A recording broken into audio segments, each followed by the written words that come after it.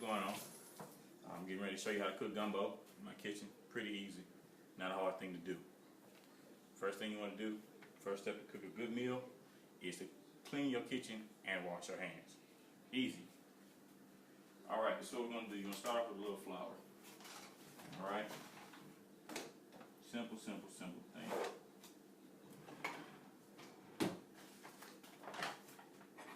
Each one of these cooking spoons, very easy. Turn your eye on medium heat. If you've ever cooked gravy before, basically the same idea. That's what the roux is.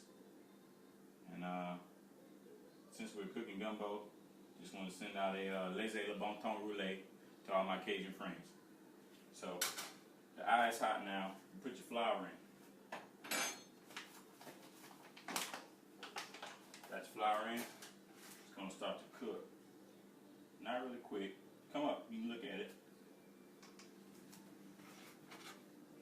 Regular flour. You're just going to cook it. Really simple. This meal shouldn't take you that long. If you're in here for 2 or 3 hours, I don't know what the hell you're doing. For these purposes, I'm going to put it on 35 minutes. 35-minute meal. It's really good. Can't tell you it's all that healthy because it's a lot of flour. It's going to be a lot of butter. It's a southern cuisine. So it's the reason why we're obese in the South. We cook good food. Anyway, brown that flour. Turn it up just a little bit because I've done this before. I'm going to turn the bit on because it's going to start to get smoky in here real fast.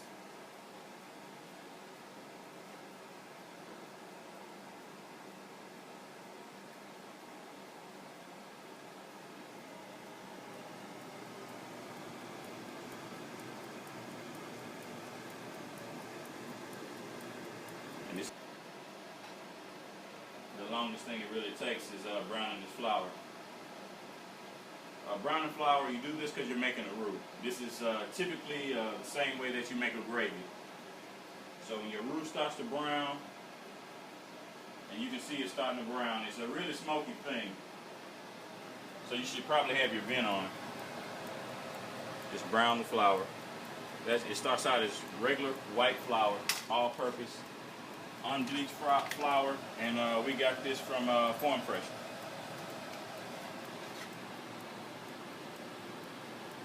I like Farm Fresh, that's why I keep saying the name. Anyway, we do that. You can see it's starting to brown. It's a really good thing. Please do not over brown your flour. Scorching, that can lead to a very bad gumbo taste. If you notice that it's getting brown too fast, the first thing you want to do is turn it down a little bit. Flour's looking really good. Come take a look at it. Really brown. You want a nice cinnamon color. See that?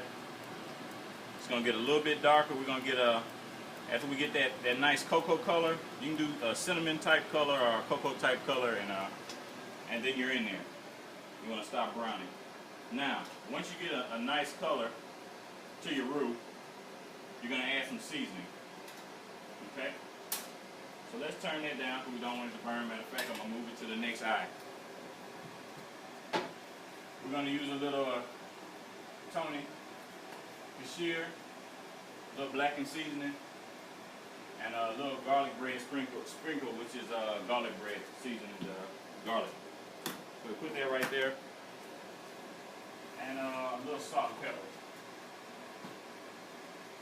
Mix. Okay? Now we're going to take this, we're going to put it back on the heat. It's very important. It's very important that you make sure you put it back on the heat before you add your salt and pepper. And the reason for that is if you don't, your roux will have no flavor. It's nothing like eating a roux with no flavor or bad gumbo. It's really bad gumbo. If you've ever eaten a gumbo and the flavor's flat, it's a reason. That guy didn't know what he was doing. I know what I'm doing. My mama taught me. So here we go. We're going to do a little salt and pepper, not much. You don't want to get high blood pressure, hypertension. It's not your friend. You can really start to smell it when you add that salt and pepper. It starts to smell really good. So you're just going to add that. You're going to whip it around and let the seasoning just cook in it while it's cooking too. Now if you notice it's getting darker. Got that nice cocoa color. That's what you want your roux to look like. Okay? And remember, this started off as white flour. You might see a light smoke. That's normal. Like I said, you're going to put your vent on. Perfect. Next thing we're going to do, put in a little Tony sachet. Put that in there. You see the smoke pop up, it's cooking. This is your roux. This is your base. If you mess this up, it's going to be bad. So now that you got this right,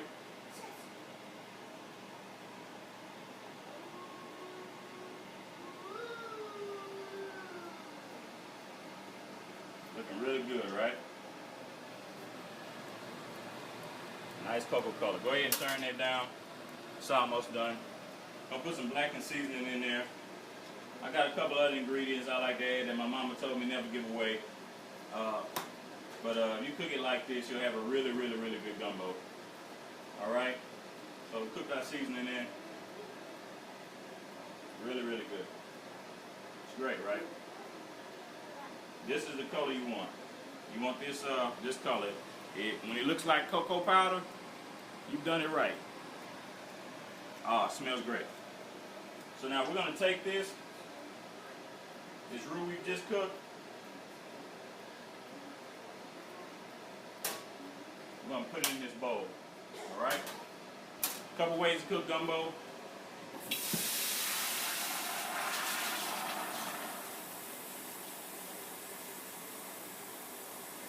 Watch out, them peppers might make you sneeze.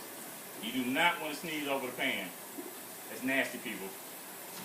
So now that we have this clean, the very next thing we're going to do, we're going to start to cook our seafood.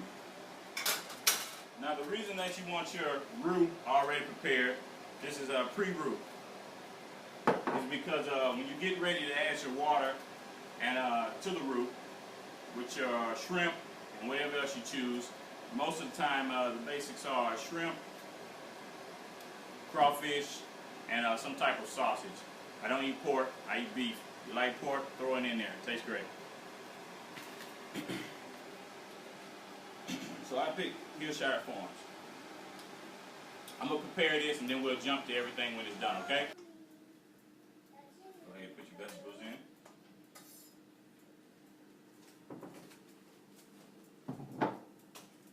Green pepper.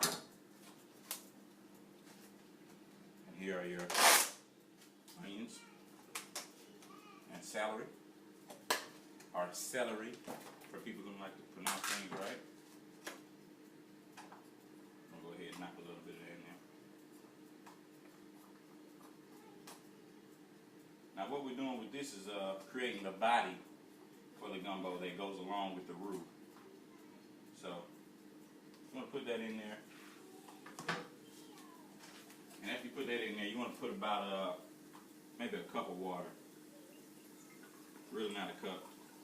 Actually about half a cup will do it. Reason being, these vegetables are going to cook down. They're going to create their own water. They're going to release water. And so are the seafoods. So we're going to put that in. Now what this is helping to do is really to kind of caramelize all these vegetables that are in there. Alright? So put that on high. And you want to flash cook them real quick. Alright? It's in there. Put it around the pan. You're about to see it start jumping here in a second.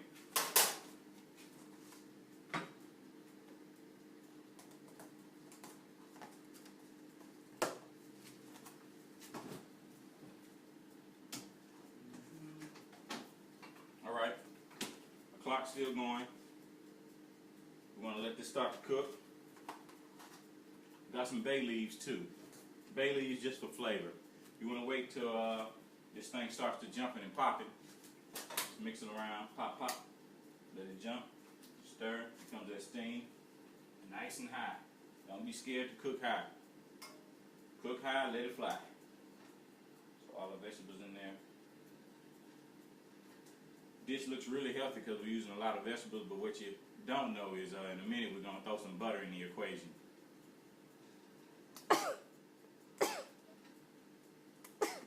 God bless you, camera woman. That's my wife. She's taking.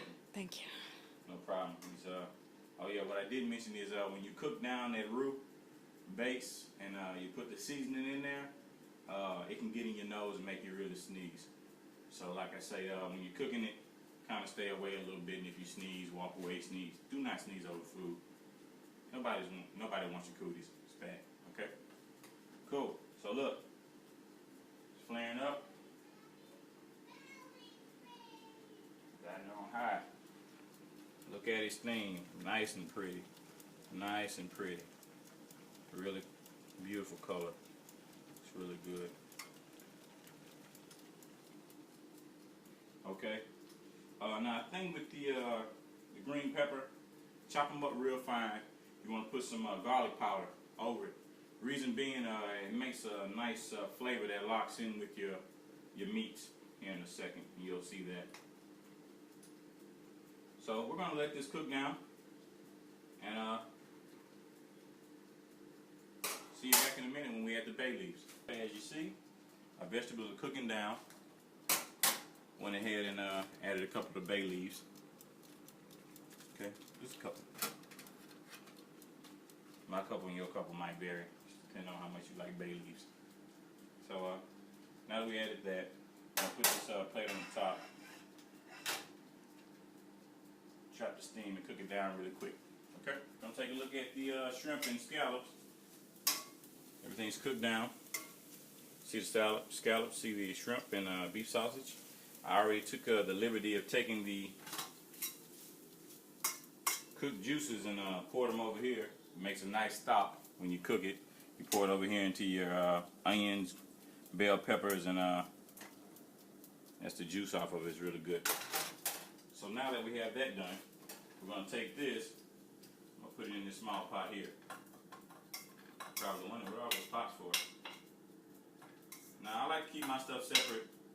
There's a lot of ways to cook gumbo, like I said. Well, not too many ways. You're cooking it right.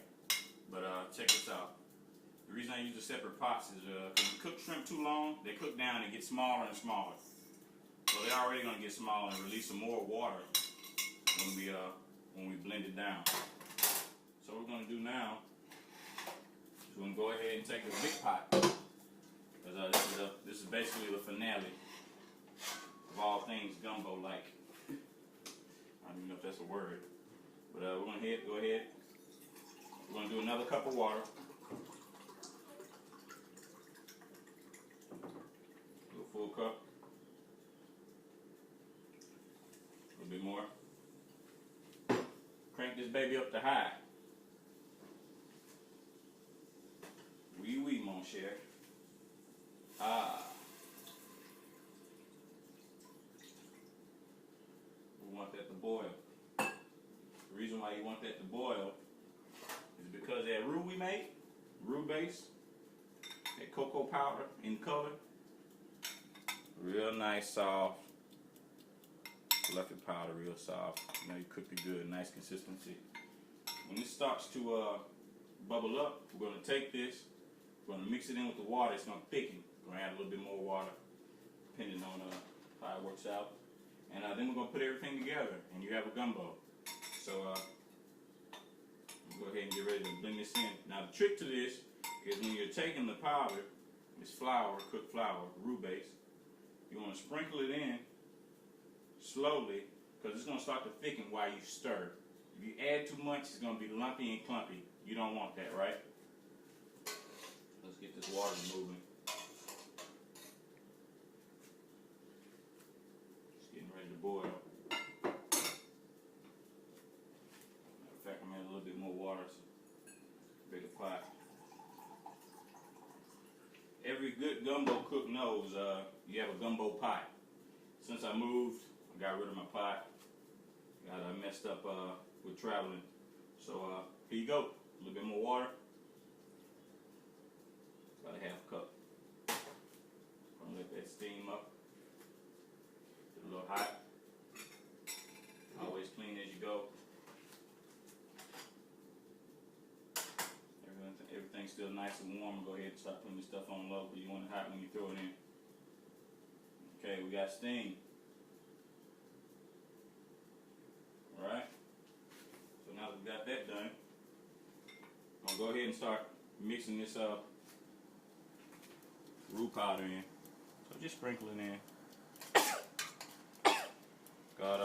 God bless you, camerawoman. Oh, thank you. It's really spicy, so it will make you sneeze. It's not abnormal for people in the house to start sneezing. So just gonna stir it around. Okay.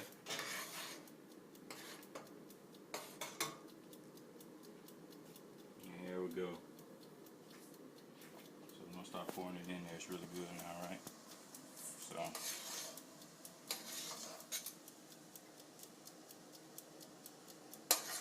Shake it in there, keep stirring. It's thickening, you can't really see it through all the steam.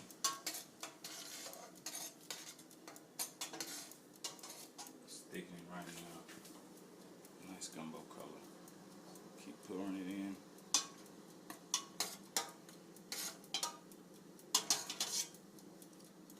That nice gumbo color. We're going to build a consistency with our vegetables. That's going to be the real body. The cooked flour, you see it's starting to rise. Your cooked flour and your cooked vegetables is what really gives it this consistency, body, the gumbo. Now that we got that all stirred in, turn it down. Turn it down to like 6. We got that turned down to 6. Really good color, really good color. Really good gumbo smell, it's really great. Go ahead and put our vegetables in. Pour all that stock in first, the juice that cooked off from your vegetables and your meats. Really nice, tasty stock. Alright, so now we have that in there.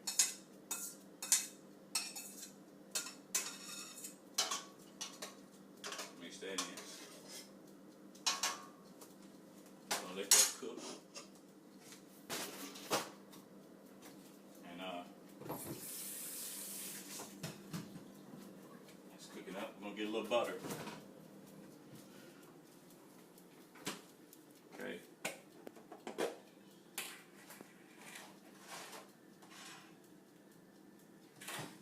Butter's gonna be our binder. Turn this down, turn it off. Okay. I'll let you look at the color for a minute.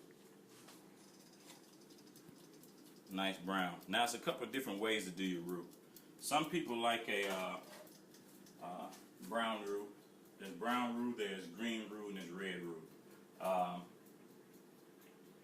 Green roux would be a gumbo filet. Brown roux is flour. If it's red, you're going to do flour and tomato. I typically don't use tomato. It's un-Cajun, I say. That's just how I look at it. Okay, now that we got that done, it's a little cheating. A little cheating going on.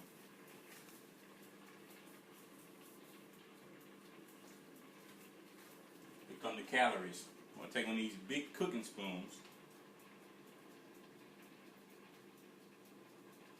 This much butter. Hello, cholesterol. It's really not that bad. As a matter of fact, this is light, no trans fats. Really good stuff. So, while it's cooking, it's thickening. You can't really see it because, of course, you're not over the pot. But it's thickening really well. We're just going to go ahead and stir that in.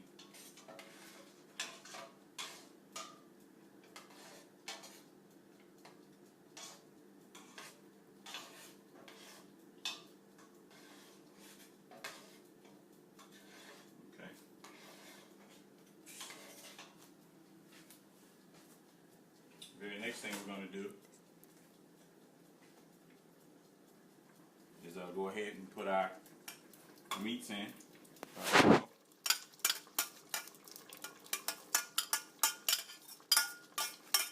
It's all in. Gonna let that thicken. And while that's thickening, I'm gonna go ahead and clean up. And when we come back, we'll have gumbo. Right. Everything is done. Went ahead and added everything together. It should look like this when you're done. We cooked the rice while we were waiting. The rice is done. So take a little rice, put it in there, like so. Always good. Put your spoon.